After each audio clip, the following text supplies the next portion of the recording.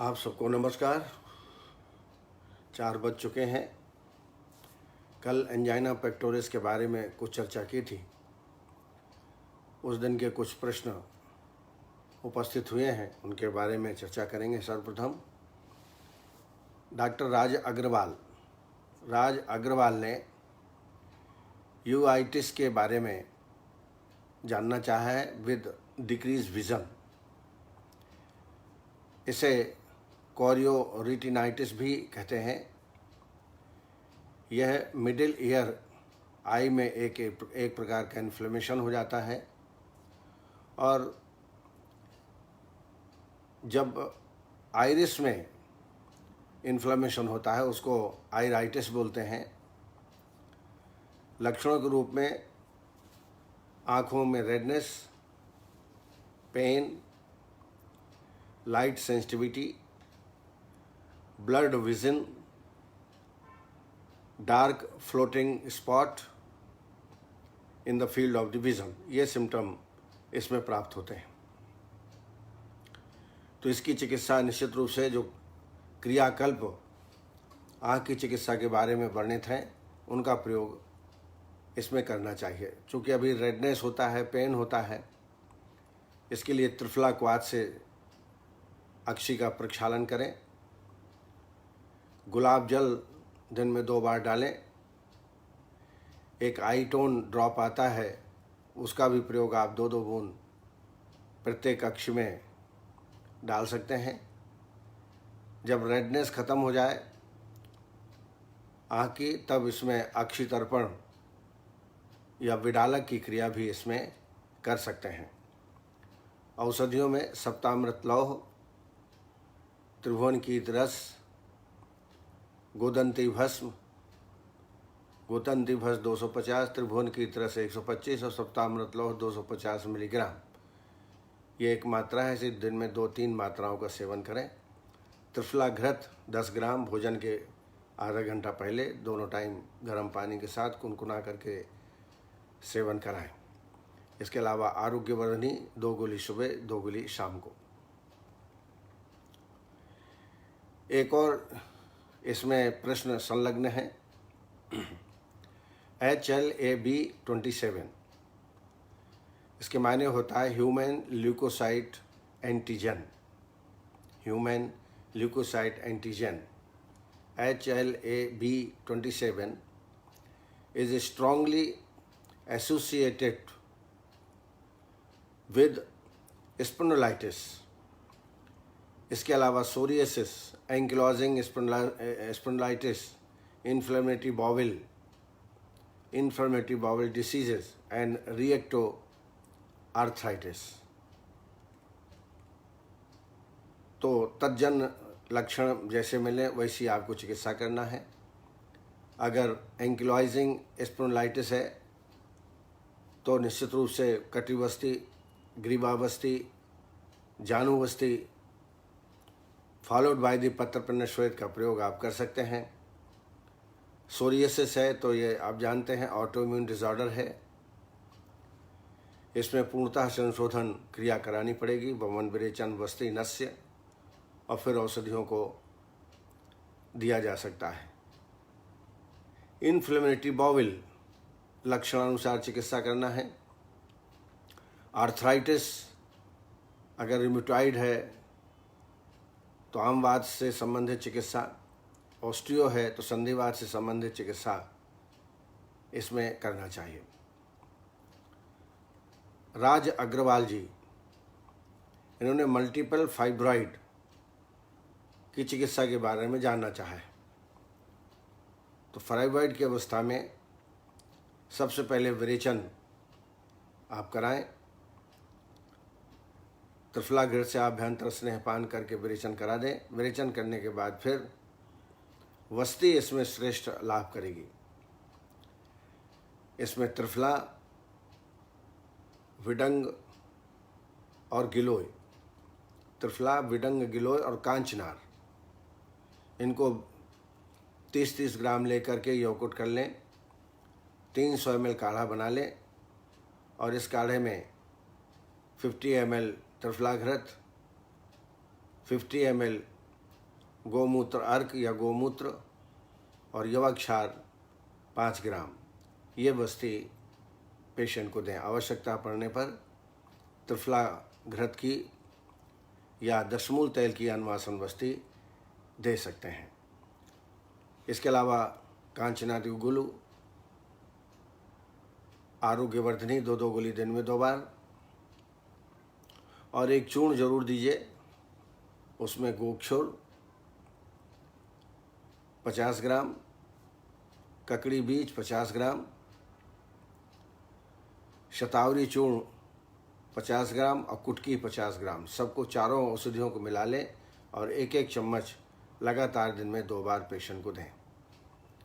इसके अलावा कुमारी आसो 10 ml, अभ्यारिष्ट 10 ml, 20 ml पानी भोजन के बाद दोनों टाइम इसका सेवन आप करा सकते हैं, तो निश्चित रूप से फाइब्रॉइड में आराम प्राप्त होगा। आवश्यकता पड़ने पर उत्तर बस्ती भी आप कुटज, गंभारी, दशमूल की आप निरूह बस्ती उत्तर बस्ती के रूप में दें, स्नेह बस्ती के रूप में दशमूल तेल का प्रयोग करें, इससे भी फाइब्रॉइड में लाभ प्राप्त होता है। राशि गर्ग, उनका एक पेशेंट है, 50 ईयर्स उम्र है, फीमेल है, उनको लंबर स्पॉन्डिलाइटिस है, कंप्रेशन भी है।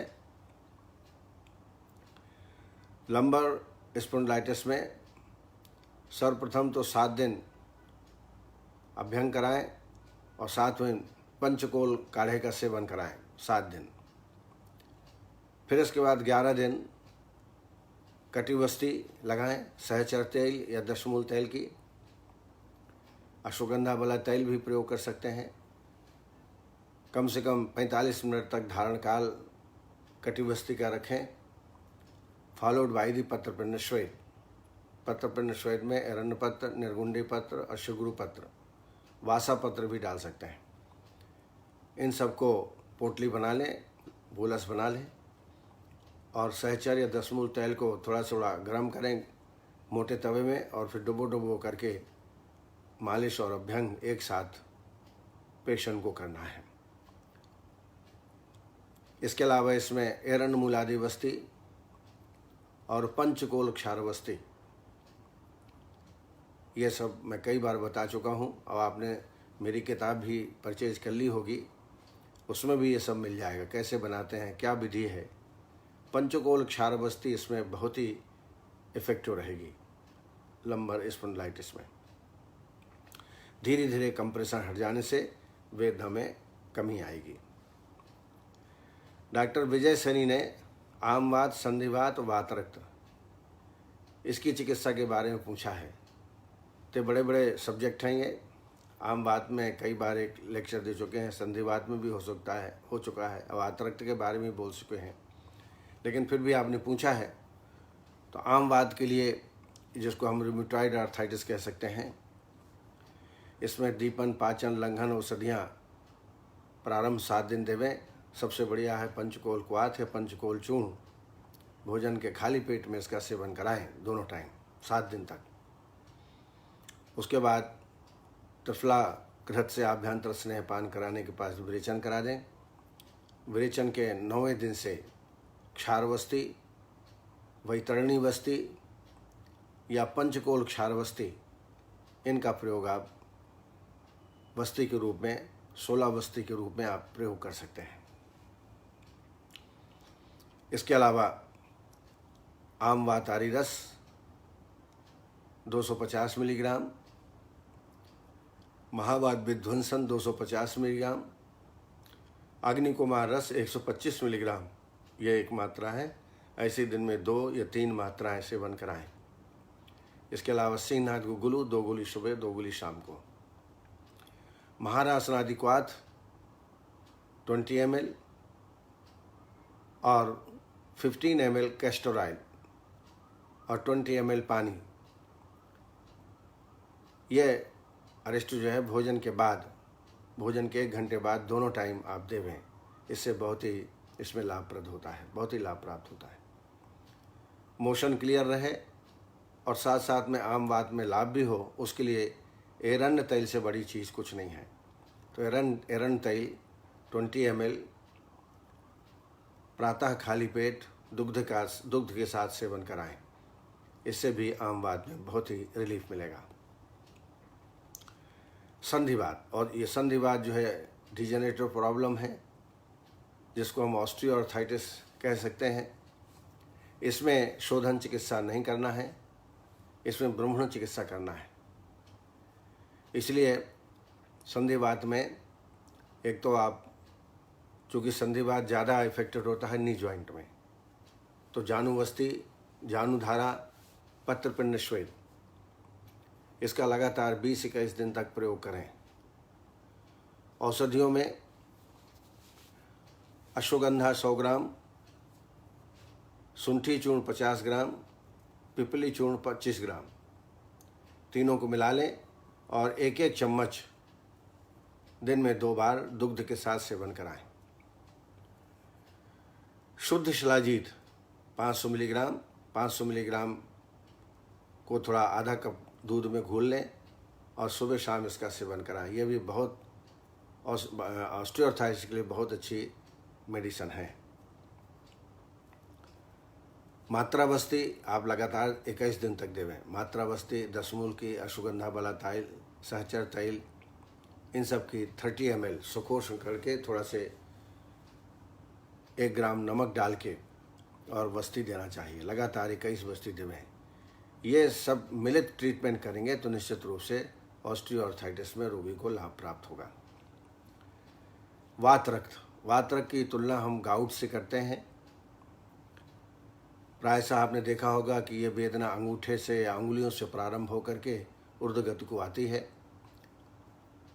अंगुलियां कृष्णवर्ण की हो जाती हैं, अत्यधिक वेदना होती है, यूरिक एसिड इसमें बढ़ जाता है, 7 के ऊपर 8, 9, 10 ऐसा हो जाता है, तो बहुत ही तकलीफ होती है।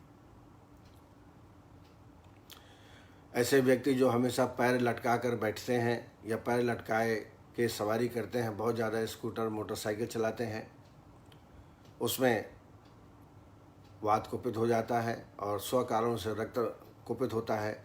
दोनों कुपित होकर के वात रक्त की उत्पत्ति करते हैं। हस्तस्योष्ट्रैर्गच्छ तस्यास विदैहन्नम सुविदाहो वसनस्य कृष्णम रक्तम वहदत्ताजु तच्च स्रस्तम दुष्टम पादयोचितु तत्सम प्रक्तम वायुना दुस्तेन तत्प्रल्यादुचिते वात रक्तम। और जैसा मूसक विष नीचे से ऊपर की ओर फैलता है, उसी प्रकार इसमें वेदना होती है। पादयो मूलमा आस्थाएं कदाचित हस्तयो अपि आँखों विषमयु क्रुद्धम तद्देहम उपसर्पति। और जो टेढ़े स्थान हैं, संधियां हैं, वहाँ पर सीधा प्रवाहन रक्त का नहीं होता, रुकता है कुछ देर तक, तो ऐसे स्थानों में ये रोग की उत्पत्ति अधिक करता है। रक्त मार्ग निहंत्यासु शाखा संदिशु मार्गता निवसान अन्योन्यम आहार वेदना भी हरेशु।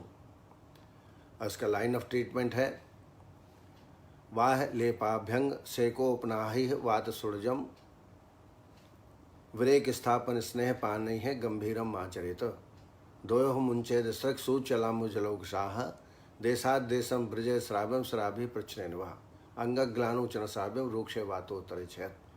इसमें मुख्य क्या है? चिकित्सा है रक्त मोक्षण। शिराभेद या जलौका से रक्त मोक्षण कराएं, इससे तत्काल रोगी में आराम प्राप्त होता है। चूँकि ये मेटाबॉलिज्म से संबंधित व्याधि है, निश्चित रूप से दीपन पाचन इसमें कराना पड़ेगा। जो आमवात का लाइन ऑफ ट्रीटमेंट है वो भी इसमें एप्लीकेबल हो सकता है। तो इसमें आम वातारी रस, महावात विध्वंसन, गिलोय सत्व। आम वातारी रस 250 मिलीग्राम, महावात विध्वंसन 125 मिलीग्राम, गिलोय सत्व 250 मिलीग्राम, ये एक मात्रा है। ऐसे दिन में 2 या 3 मात्राएं आप सेवन कराएं। इसके अलावा सिंहनाथ गुगुलू और कैशोर गुगुलू 2-2 गोली दिन में 2 बार इसका सेवन कराएं। पंचनिम्बादी क्वाथ ये बहुत ही उपयोगी क्वाथ है गाउट के लिए। 20 ml पानी मिला करके भोजन के बाद दोनों टाइम इसका सेवन कराना चाहिए। मोशन क्लियर रहे इसका ध्यान रखना है। तो या तो कैस्टर ऑयल, अरण्य तेल 20 ml रोजाना प्रातःकाल खाली पेट में देते जाइए, या एरण्य भ्रष्ट हरित की रात को सोते टाइम आधा चम्मच दे दें। तो इससे मोशन पेशेंट का ठीक जाएगा और गाउट में आराम प्राप्त होगा। राकेश शुक्ला जी डायबिटीज़ के ट्रीटमेंट के बारे में पूछा है। डायबिटीज़ भी कृच्छसाध्य या और असाध्य व्याधि होती है। 1 साल का यदि डायबिटीज़ का पेशेंट है तो उसको ठीक किया जा सकता है, बशर्ते कि इंसुलिन डिपेंडेंट ना हो। टाइप 2 का डायबिटीज़ बड़ा मुश्किल से ठीक होता है, उसमें इंसुलिन देना ही पड़ता है। लेकिन टाइप 2 का डायबिटीज़ में ट्रीटमेंट हम कर सकते हैं। रोगी का परीक्षण कर लें। 2 तरीके के रोगी होते हैं, एक तो बलवान स्थूल होते हैं तो उसमें संशोधन कर्म कराएं, फिर औषधियाँ देवें। एक दुर्बल व्यक्ति होते हैं तो उसमें संशमन ट्रीटमेंट ही देना है। स्थूला प्रमेहि बलवान है कहा कृष्णस्तयिका परिदुर्बलस्यो संब्रह्मणम तत्व कृष्णस्य कार्यम संशोधनम दोषबलाधिकस्य संशोधनम नाहरति यः प्रमेहि तस्य क्रिया संसमनी प्रयोज्याः मंथा कषाया यवचूर्णलेयाः प्रमेह शांति है लघुवस्य भक्षाः। तो अगर स्थूल व्यक्ति है तो बहुत सारे योग हैं विरेचन के, उसको वमन के और विरेचन के, उनको प्रयोग करना चाहिए। स्निग्धस्य योगा विविधा प्रयोज्याः कल्पोपदृष्टे मल शोधनाय ऊर्ध्वम तथा अधस्य मले अपनीते मेहेषु संतर्पण एवं कार्यम। तो वमन विरेचन कराने के पश्चात फिर वस्ती का सेवन कराएं। वस्ती के लिए प्रमेहग्न वस्ती मैंने कई बार बताई है।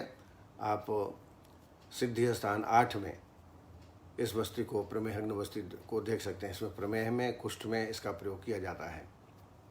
इसमें रासना, निम्ब छाल, गिलोय, सरसप आदि द्रव्य हैं। पंचतिक्त घृत मिलाकर ये वस्ती दी जाती है। आप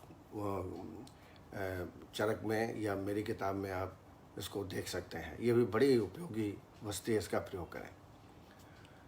औषधियों में बसंत कुसुमाकर रस 125 मिलीग्राम, शिलाजित्य आदि लौह 250 मिलीग्राम, त्रिभंग भस्म 250 मिलीग्राम, ये एक मात्रा है।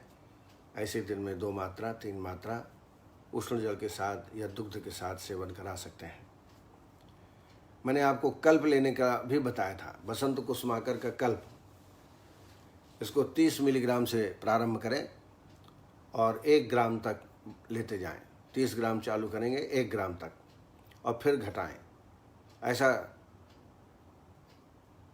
कल्प का सेवन करेंगे।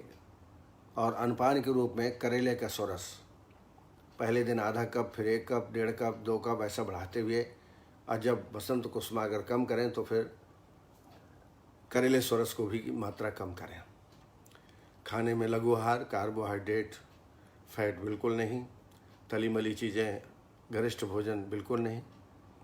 प्राणायाम, सूर्य नमस्कार, टहलने के लिए रोगी को जरूर बोलें। इसके अलावा मामज्जक बटी और गुड़माड़ घन बटी, ये 2-2 गोली दिन में 2 बार या 3 बार भी इसको दिया जा सकता है।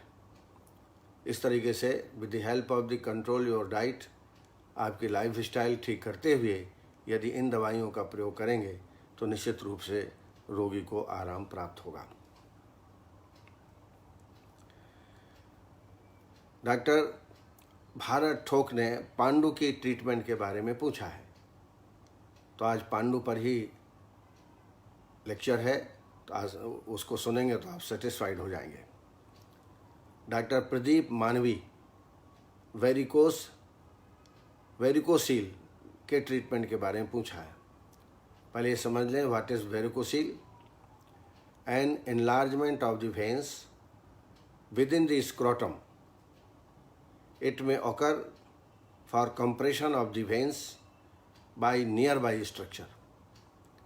जो हाँ वेंस स्क्रोटम में होती हैं वो किन्हीं कारणों से, कंप्रेशन से वो सूज जाती हैं, जिससे जो स्क्रोटम है वो बड़ा हो जाता है, सूज जाता है, और कभी कभी वेदना भी इसमें प्राप्त होती है। तो ऐसे पेशेंट में सबसे पहले आप विरेचन करा दें। विरेचन से निश्चित रूप से जो प्रेशर है, दबाव है, वेदना है, वो कम होगी। विरेचन करने के बाद दशांग लेप करीब 20 ग्राम, आधा कप दूध और पंचतिक्त घृत 2 चम्मच डाल करके इसका लेप तैयार करें और रात्रि को सोते टाइम ये लेप को बांध लें। इससे भी बड़ी जल्दी आराम होगा। इसके अलावा गोक्षरादि गुगुलू आरोग्यवर्धनी 2-2 गोली दिन में 2 बार इसका सेवन कराएं। साथ ही साथ लेखन औषधियाँ जैसे त्रिफला, विडंग और गिलोय बराबर बराबर मात्रा में लेकर के 1-1 चम्मच सुबह शाम देवें। और प्रोटेक्शन के लिए चड्डी पहने और ऐसी सवारी न करें जिसमें उसमें चोट आने की संभावना हो। ये बहुत आवश्यक है। कितना भी ट्रीटमेंट करेंगे, यदि निदान की उपस्थिति रहेगी तो रोग ठीक नहीं होता है। इसलिए निदानम परिवर्जनम पहले ही कहा गया है, उसका ध्यान आपको रखना है।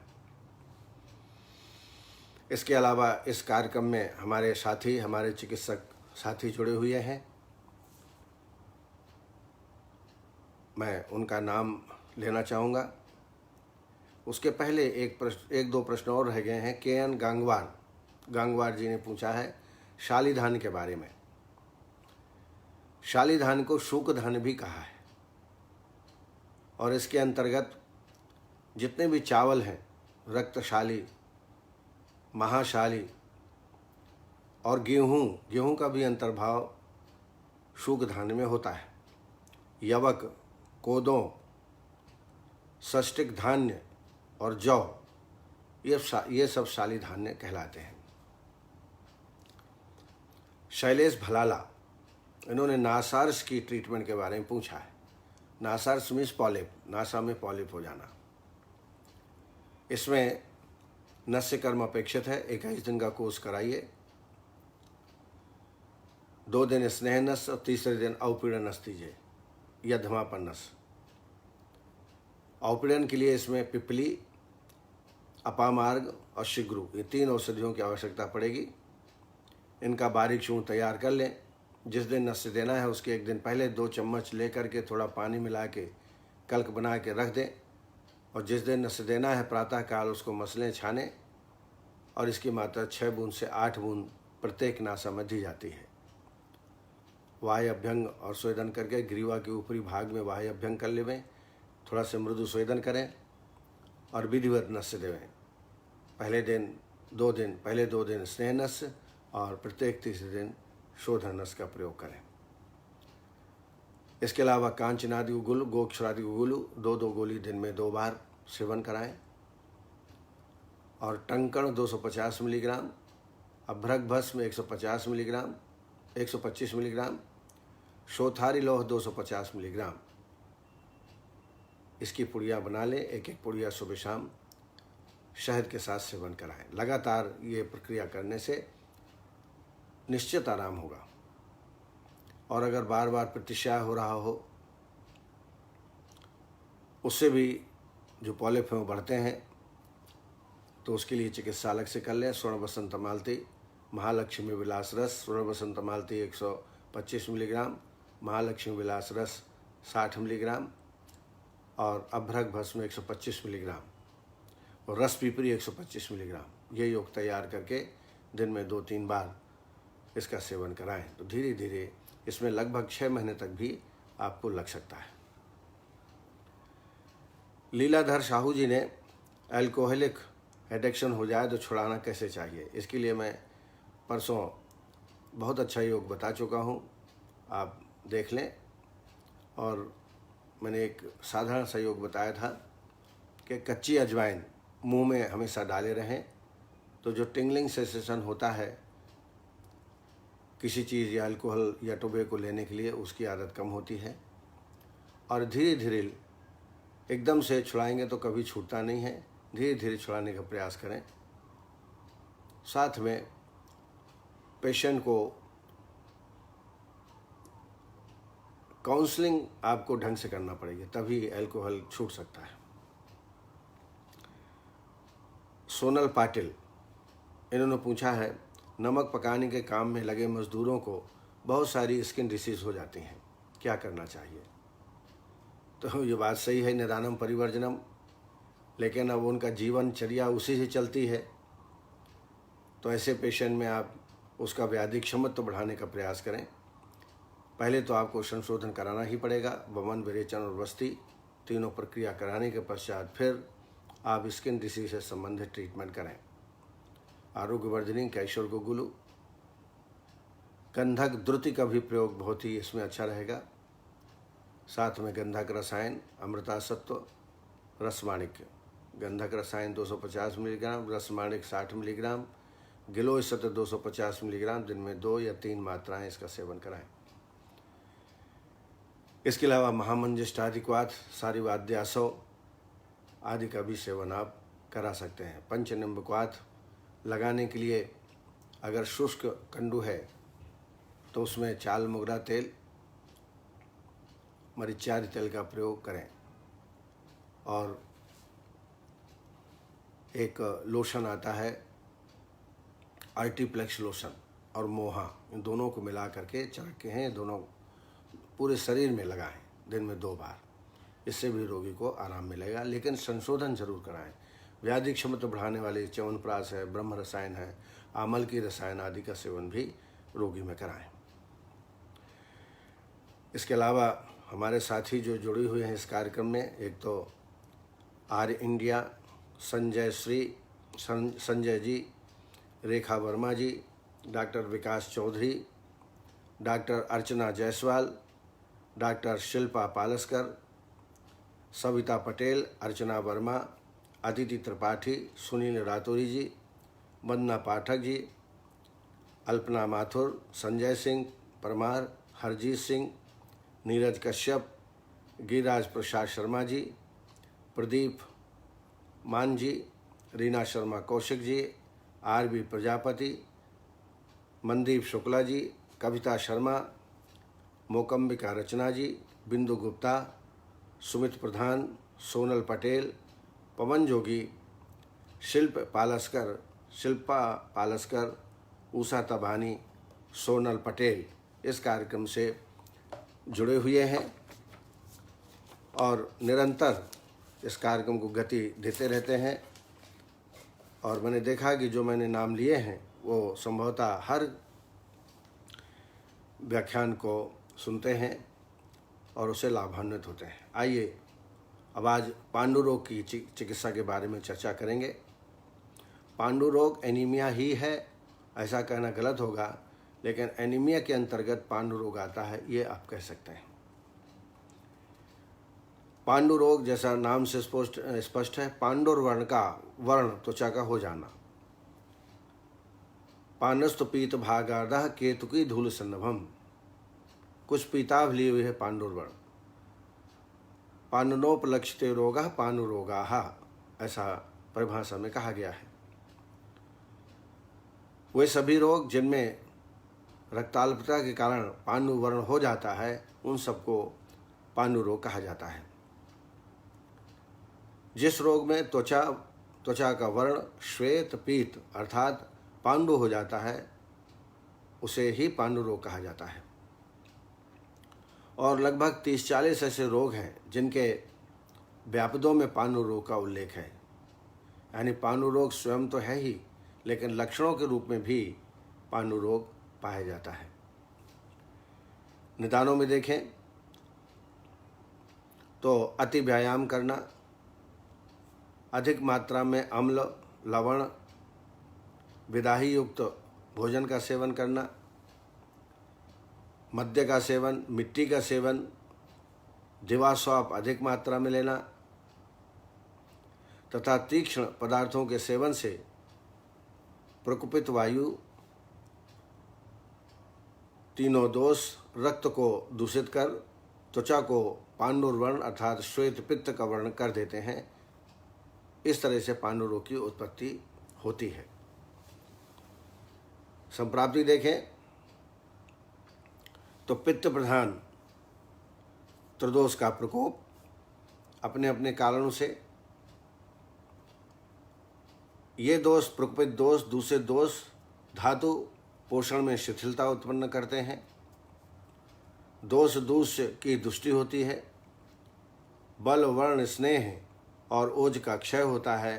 परिणाम शुभ रक्ताल्पता, अल्प मेदता, इंद्रिय शैथल्य, शरीर में विवरणता की उत्पत्ति होती है और इस तरह से पांडु रोग की उत्पत्ति होती है। दोषाः पित्त प्रधानास्तु यस्य कुप्पन्ति धातुषु शैथल्यम तस् धातूनां गौरवम चोपजायते। ततो वर्ण बल स्नेहाय चान्य अपुसो गुणा ब्रजंत क्षम अत्यर्थ दोष दूष प्रदूषणात् सो अल्प रक्तो अल्प मेधस्को नहीं सारा शिथिलेन्द्रिया वैवर्णम भस्ते तस् हेतु शूंस लक्षणम। इसके भेद देखें तो पृथक दोष ही समस्त ही पृथक दोष सन्निपातज यानी वातज पित्तज कफस सन्निपातज और मृत्तिकाजन्य 5 प्रकार का पानुरोगा स्मृता पंच वात पित्त कफस्त्रिया चतुर्था सन्निपातेन पंचमो भक्षणामृता। ये 5 प्रकार का होता है। सुश्रुत ने 4 प्रकार का ही बताया है, मृत्तिका जन नहीं बताया, क्योंकि अंततः गत्वा मृत्तिका से कोई न कोई दोष तो बढ़ता ही है। जैसे कसाय मिट्टी से वायु की वृद्धि होती है, तीक्ष्ण ऊसर मिट्टी हो तो पित्त की वृद्धि होती है, मृदु मधुर मिट्टी हो तो कफ की प्रवृत्ति होती है। इसलिए पृथक से इसका वर्णन सुश्रुत ने मृत्तिका जन का नहीं किया है, लेकिन चरक ने अलग से मृत्तिका जन पांडु का वर्णन किया है। क्योंकि निदानम परिवर्जनम के सिद्धांत के आधार पर जब तक हमको ये ज्ञान न हो कि ये पांडु क्यों उत्पन्न हुआ है, मान लीजिए मिट्टी खाने से उत्पन्न हुआ, तो जब तक मिट्टी का हम त्याग नहीं करेंगे तब तक रोग शांत नहीं होगा। इस दृष्टि से चरक ने पांडु रोग के भेदों में मृत्तिका जन पांडु का भी उल्लेख किया है। तो पूर्व रूप इनके देखें, पूर्व रूप में त्वचा का फटना, बार बार थूकने की प्रवृत्ति, शरीर में शिथिलता की उत्पत्ति, मिट्टी खाने की इच्छा होना और अक्ष गोलक में शोफ होना, मलमूत्र का पीलापन, भोजन का परिपाक न होना, ये पूर्व रूप के लक्षण हैं। अब आइए भेदों को थोड़ा सा देख लें, कैसे हम डायग्नोस करेंगे कि ये वातज है, पित्तज है, कफज है, सन्निपातज है, मृत्तिकाजन्य है। तो वातज पांडु में त्वचा, मूत्र, नेत्र में रुक्षता, कृष्णता और अरुण वर्ण का शरीर होना, वेदना होना, कंपन ट्रेमर्स और भ्रम की स्थिति भी पेशेंट में लगने लगती है, तो समझ लीजिए वातज पांडु है। अगर पैतिक है तो मलमूत्र, नेत्र का पीलापन होना, जलन होना, प्यास ज़्यादा लगना, ज्वर और अतिसार, ये लक्षण मिले तो पैतिक पांडु है। कफज पांडु में मुख से कफ का स्राव होना, सूजन होना, तंद्रा, आलस्य, त्वचा आदि में श्वेत वर्ण की उत्पत्ति। सन्निपातज हो तो ज्वर, आरोचक, मिचली, वमन, तृषा, क्लम, स्व विषय ग्रहण करने में परेशानी, असमर्थता और तीनों दोषों के लक्षण इसमें प्राप्त होंगे। मृत्तिका जन पांडु में अक्षिकूट में सूजन, कपोल, भौहें, पैर, नाभि एवं मूत्रेंद्रिय में शोफ, उदर में कृमि, रक्त कफ युक्त मल का त्याग होना, मृत्तिकादीन शीलस्य कुपत्यन तुमो मलाह कसाया मारुतम पित्तम मूसरा मधुरा कफम कोपेद मृद साधिक रौक्षाद भुक्तम विरुक्षेत पूरित्वा औपक्वचा स्रोतांश निर्णादिचा इंद्रियाणाम बलम हत्वा तेजो वीर्यम ओजसी तथा पानुरोगी करोत्यासु बल वर्णाग्नि नाशनम शून गंडाक्ष कूट भ्रूह शून पादनाभिमेन कृम कोष्ठो अतिसारते मलम शास्त्र कफानुतम। ते मृत्तिका जन पांडु है। अब आइए साध्यासाधता के बारे में देख लें। यदि बहुत पुराना पांडु रोग है तो असाध्य है, शोथयुक्त है, पीला ज़्यादा दिखना है और पूरे संसार पीला दिखे, वमन मूर्छा हो, तो ऐसा पांडु रोग निश्चित रूप से असाध्य की श्रेणी में आता है। उपद्रव कौन कौन से हो सकते हैं वो देख लें। अरुचि, पिपासा, छर्दी होना, ज्वर, शिराशूल, अग्निमांद, अतिसार, मूर्छा, ऐसे लक्षण रोगी में प्राप्त होते हैं। लाइन ऑफ ट्रीटमेंट देखें तो सबसे पहले निदानों का परिवर्जन। निदान का परिवर्जन करने के बाद दीपन पाचन के लिए त्रिकटु का सेवन या पंचकोल काढ़े का सेवन, और फिर इसके बाद आभ्यंतर स्नेहपान त्रिफला घृत से या पंचतीर्थ घृत से, और इसमें तीक्ष्ण वमन और विरेचन करने का प्रावधान है। और दोषानुसार देखें तो वातिके स्नेह भूयष्टम, पैत्तिके तिक्त शीतलम, श्लेष्म के कटुतिक्त विमस्त्रम सन्निपातिके, और तत्र पांडवामय स्निग्धा, तत्र पांडवामय स्निग्धा, स्निग्ध तीक्ष्णी है। तो इस तरीके से तीक्ष्ण कर्म वमन और विरेचन तीक्ष्ण रूप से पांडु रोग में करना चाहिए। वमन कल्प के रूप में आमलकी, पटोल और मुलेठी ये 20-20 ग्राम लेके 100 ml काढ़ा बना लीजिए और इसमें मदन फल 15 ग्राम मिला करके रात्रि में रख दीजिए। यौकूट कर मदन फल पिपली यौकूट करके मिला के रख दीजिए। वमन के दिन प्रातः मसलिए, छानिए और इसमें 2.5 ग्राम से 5 ग्राम सेंधव नमक और 20 ग्राम शहद मिला करके इससे वमन आप कराएं। तत्र पांडवामय स्निग्धस तीक्ष्णी है, ऊर्ध्वलोम कई है, संशुद्धो मृदभिस्तक्ते है, कामलयितो विरेचनी है, ताभ्याम संशुद्ध कोष्ठान्याम पथ्यानानि दापेद शालीन सा यव गोधूमान पुराणान सा यूज संहितान।